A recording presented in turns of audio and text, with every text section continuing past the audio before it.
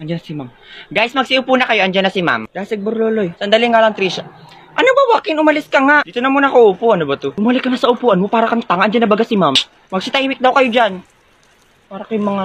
Ay, ma'am. Akin na pindala nyo. Lasip-sip na naman yung sabukot. Ako, bida-bida na naman. Kaya naman pala matambok ang puwitan pinagli kay Jollibee. Palibasa mo kan lamok. Guys, feeling ko ako yung favorite ni ma'am sa mga student niya. Kasi ako lang yung laging may paki sa kalusugan niya. Tapos ako rin yung nakaka-appreciate sa pag-aalaga niya sa atin. Ay ba, hindi naman namin kailangan ng pag-aalaga ni ma'am. Baka ikaw kailangan mo.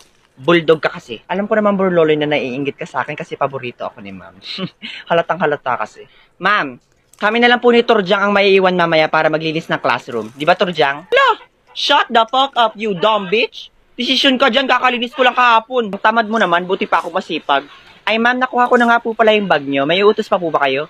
Ay, Neng, sa mga lalaki ko na lang iutos. Ay, hindi, ma'am. Kayang-kaya ko po yan. Ay, Neng, ma'am, ano po ba yung kukunin, ma'am? Neng, wag na. Sa lalaki na lang talaga. Ay, ma'am, kayang-kaya ko po yun. O, sige, kunin mo, Neng, yung isang sakong bigas sa may stockroom. Dali mo dun sa stage, ha? Buhatin mo mag-isa. Bida-bida ka kasi. Yan, bida-bida pa more. Wag yung tutulungan yun, ha? Kaya mo na yan, Jingle. Ikaw naman si Big Show. Wala, putulong naman. Bagas ka Wala, naman, para Big. naman kayong hindi mga kaklase, ah. Boom, deserve.